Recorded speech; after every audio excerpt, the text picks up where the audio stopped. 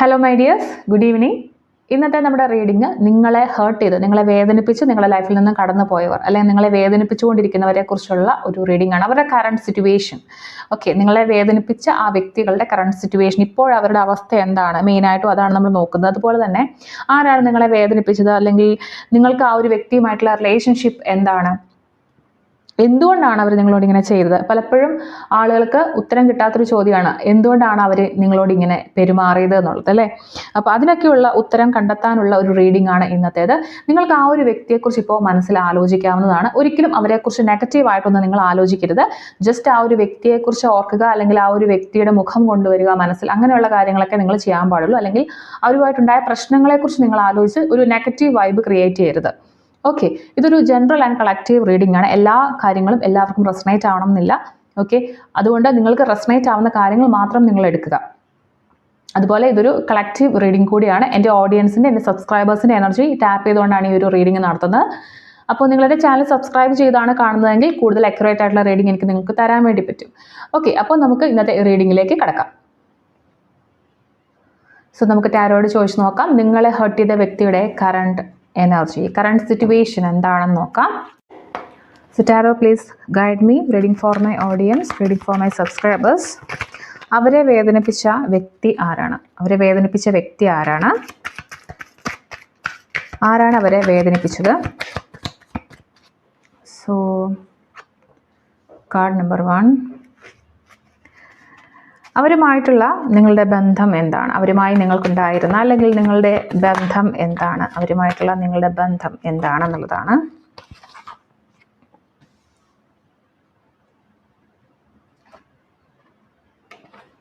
രണ്ട് കാർഡ്സാണ് വന്നിരിക്കുന്നത്. എങ്ങനെയാണ് നിങ്ങൾ ഹേർട്ട് ചെയ്തത്? നിങ്ങളെ വേദനിപ്പിച്ചത് എങ്ങനെയാണ്? ആ ഒരു വ്യക്തി നിങ്ങളെ ഹേർട്ട് ചെയ്തത് ഏത് രീതിയിലാണെന്ന് നോക്കാം. എങ്ങനെയാണ് ഒരു വ്യക്തി നിങ്ങളെ ഹേർട്ട് ചെയ്തത്?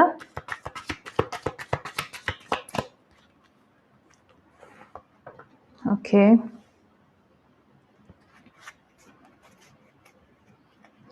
എന്തുകൊണ്ടാണ് അവർ ആ ഒരു രീതിയിൽ നിങ്ങളോട് പെരുമാറിയത്? എന്തുകൊണ്ടാണ് അവർ ആ ഒരു രീതിയിൽ നിങ്ങളോട് പെരുമാറിയത്? ഓക്കെ,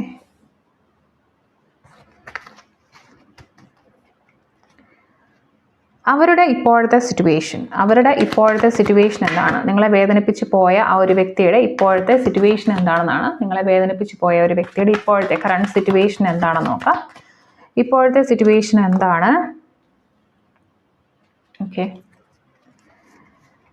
ആൻഡ് അവരുടെ ആ ഒരു പ്രവൃത്തിയിൽ പശ്ചാത്തപിക്കുന്നുണ്ടോ എന്ന് നോക്കാം.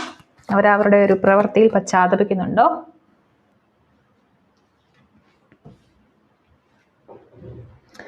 ഓക്കെ, അവരുടെ ലൈഫിൽ അവർ ചെയ്ത കാര്യങ്ങളുടെ എന്തെങ്കിലും കോൺസിക്വൻസ് അവർ ഫേസ് ചെയ്യുന്നുണ്ടോ എന്ന് നോക്കാം. നിങ്ങളെ വേദനിപ്പിച്ചതിൻ്റെ പേരിൽ അവരുടെ ലൈഫിൽ അവരെന്തെങ്കിലും കോൺസിക്വൻസസ് ഫേസ് ചെയ്യുന്നുണ്ടോ? അവരുടെ ലൈഫിൽ ഇപ്പോൾ എന്തെങ്കിലും കോൺസിക്വൻസസ് അവർ ഫേസ് ചെയ്യുന്നുണ്ടോ നിങ്ങളെ വേദനിപ്പിച്ചതിൻ്റെ പേരിൽ? ഓക്കെ, സോ നിങ്ങൾ മനസ്സിൽ വിചാരിച്ചിരിക്കുന്ന ആ ഒരു വ്യക്തിയുമായിട്ട് നിങ്ങൾക്കുണ്ടായിരുന്നത് ഒരു ട്രോമ ലൈക്ക് റിലേഷൻഷിപ്പ് ആണെന്ന് പറയാം. അതായത് നിങ്ങൾ അറിഞ്ഞിരുന്നതൊന്നുമല്ല സത്യം. കുറേ കാര്യങ്ങൾ മറനീക്കി പുറത്ത് വന്നിട്ടുണ്ട് നിങ്ങളുടെ ആ ഒരു റിലേഷൻഷിപ്പിൽ, അല്ലെങ്കിൽ നിങ്ങൾ മനസ്സിൽ വിചാരിച്ച വ്യക്തിയെക്കുറിച്ചുള്ള കുറേ കാര്യങ്ങൾ മറനീക്കി പുറത്ത് വന്നിട്ടുണ്ട്. പക്ഷേ എന്തൊക്കെയോ കുറേ കാര്യങ്ങൾ നിങ്ങൾ പേടിച്ചിട്ടുമുണ്ട്. സത്യം എന്താണെന്ന് അറിഞ്ഞാലും പ്രതികരിക്കാനായിട്ട് നിങ്ങൾക്ക് പലപ്പോഴും പറ്റിയിട്ടില്ല.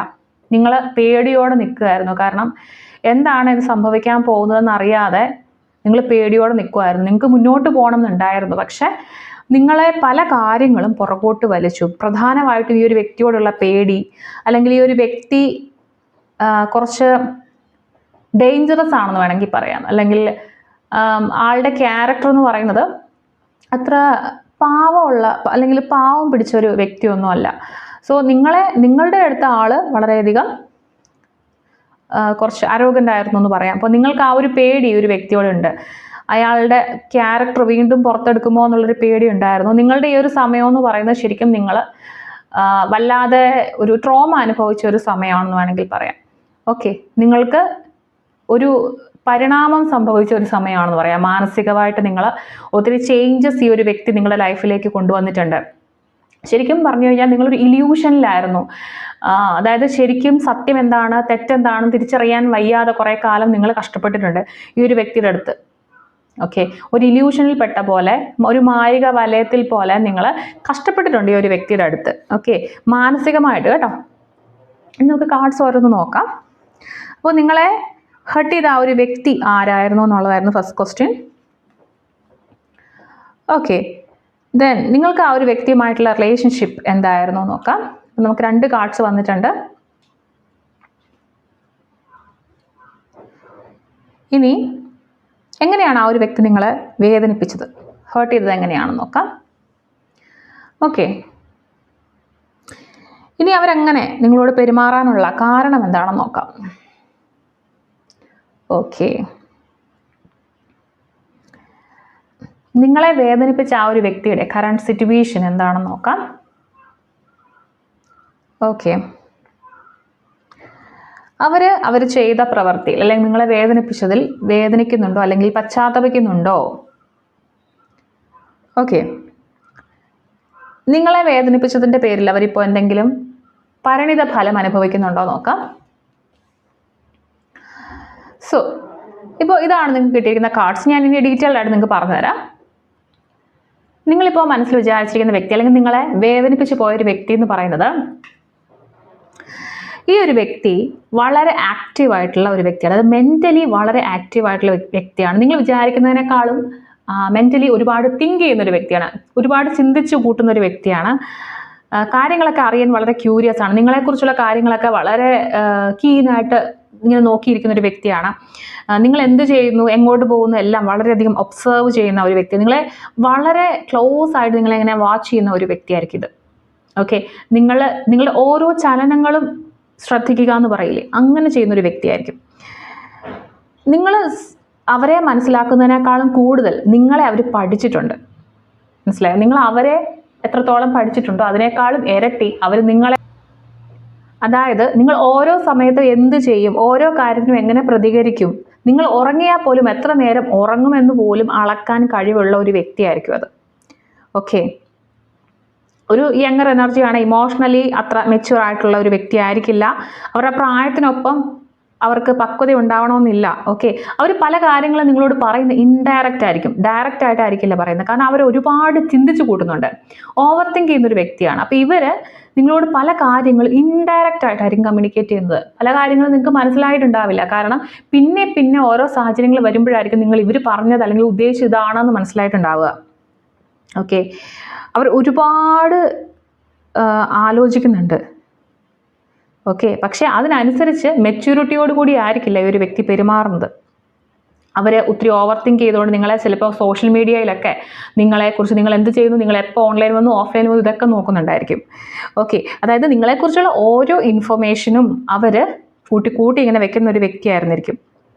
ഓക്കെ, ശരിക്കും അവർ അവരുടെ മനസ്സിൽ നിങ്ങളോട് എങ്ങനെയായിരുന്നു അല്ലെങ്കിൽ നിങ്ങളോടുള്ള കമ്മ്യൂണിക്കേഷൻ എങ്ങനെയാണ് വേണമെന്ന് അവർ ആഗ്രഹിക്കുന്നു, അതൊന്നുമല്ല അവർ ചെയ്തത്.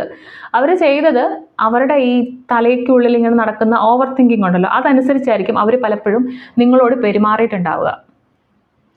അതുപോലെ നിങ്ങൾക്കും ഈ ഒരു വ്യക്തിക്കും തമ്മിലുള്ള റിലേഷൻഷിപ്പ് എന്ന് പറയുന്നത് 2 കാർഡ്സാണ് നമുക്ക് വന്നിരിക്കുന്നത്.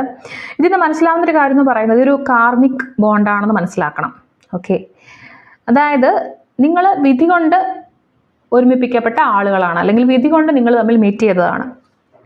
ഓക്കെ, അതായത് ഇത് നടക്കേണ്ട കാര്യമാണ്, അതുകൊണ്ട് നിങ്ങൾ കണ്ടുമുട്ടി, അല്ലെങ്കിൽ നിങ്ങൾ പരിചയപ്പെട്ടു, അല്ലെങ്കിൽ നിങ്ങൾ ഒരുമിച്ചുണ്ടായി.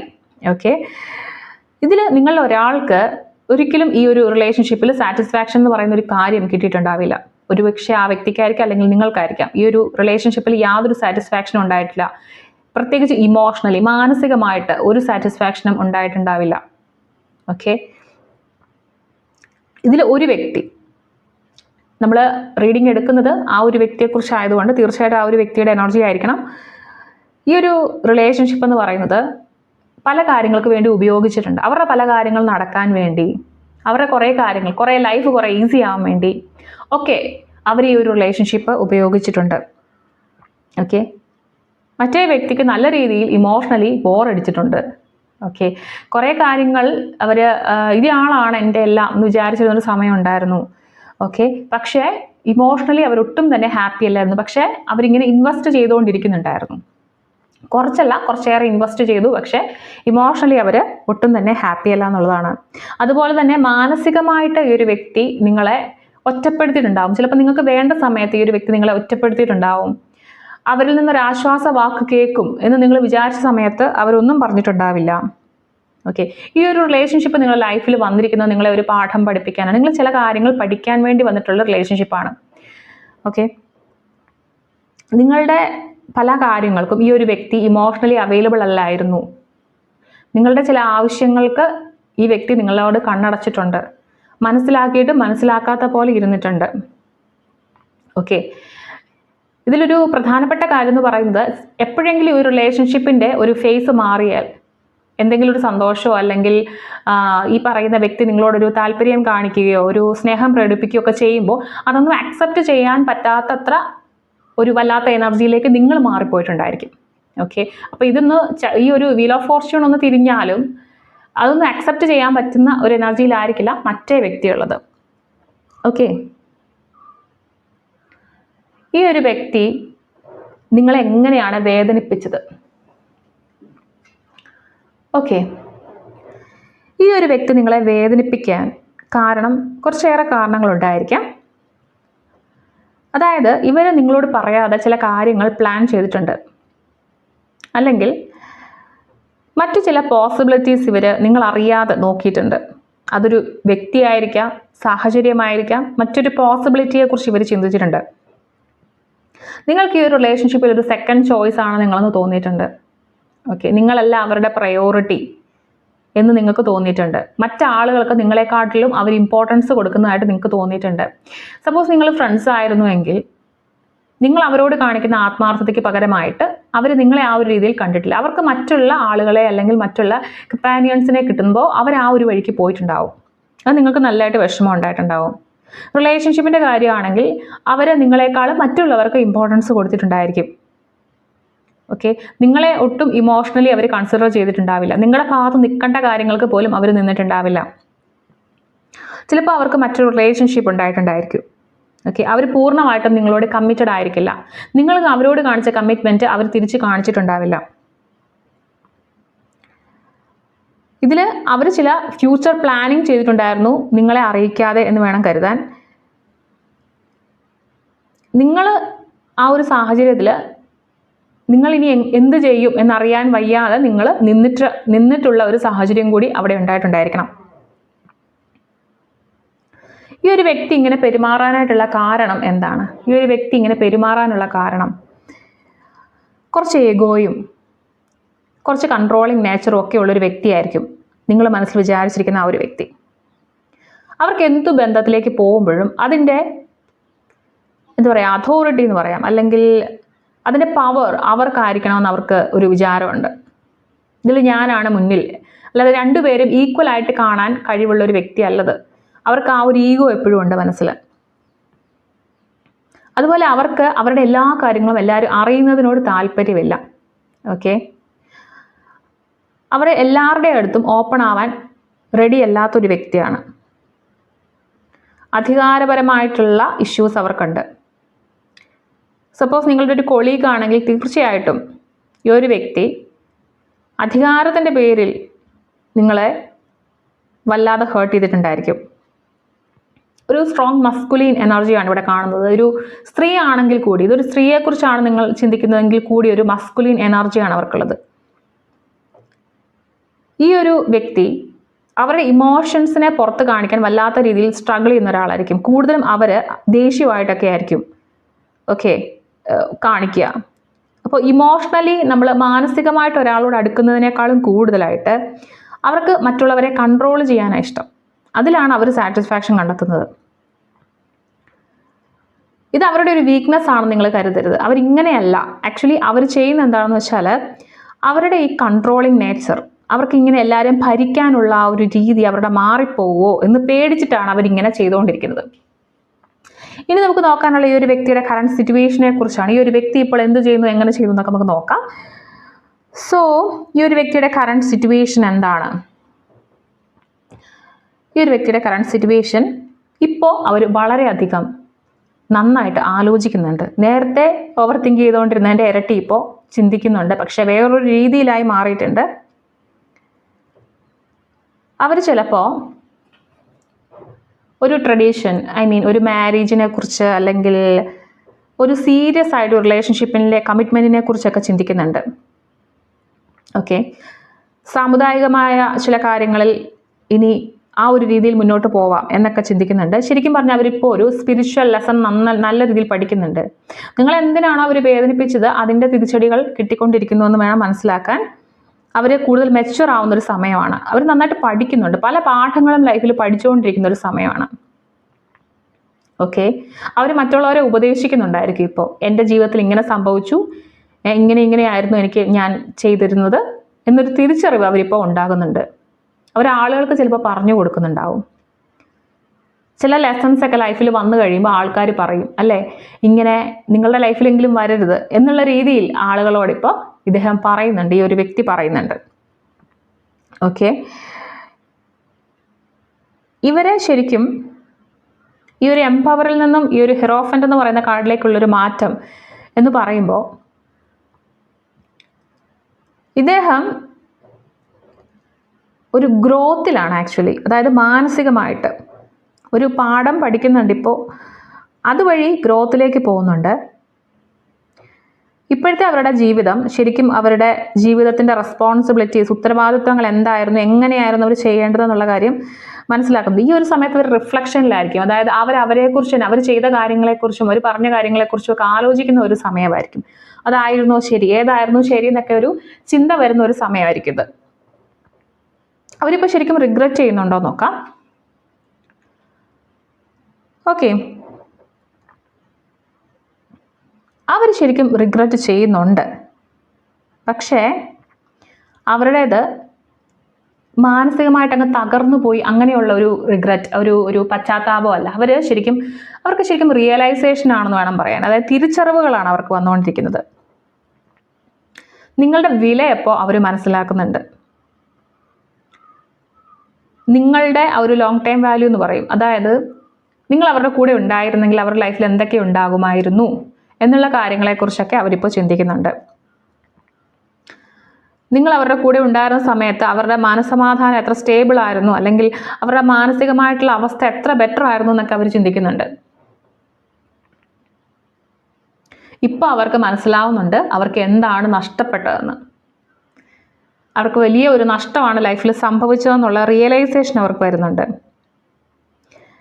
ഈ ഒരു കാർഡ് വരുന്നത് കൊണ്ട് തന്നെ നിങ്ങളൊരു ഹസ്ബൻഡ് ആൻഡ് വൈഫ് റിലേഷൻഷിപ്പിലുള്ള ആളുകളാണെന്ന് ഞാൻ മനസ്സിലാക്കുന്നു. കൂടുതൽ അങ്ങനെയായിരിക്കും. അതായത് ഒന്നെങ്കിൽ നിങ്ങളുടെ പാർട്ട്ണർ ആവാനാണ് ചാൻസ്, നിങ്ങളുടെ ലവർ ആവാനാണ് ചാൻസ്, ഒരു ഫാമിലി ആവാനാണ് ചാൻസ്. ഓക്കെ, എന്തായാലും വളരെ ലോങ് ടേം സെക്യൂരിറ്റി ഉണ്ടായിരുന്ന ഒരു ബന്ധമാണ് എന്തൊക്കെയോ കാരണങ്ങൾ കൊണ്ട് നശിച്ചു പോയതെന്നോർത്ത് അവർ റിഗ്രറ്റ് ചെയ്യുന്നുണ്ട്. ഓക്കെ,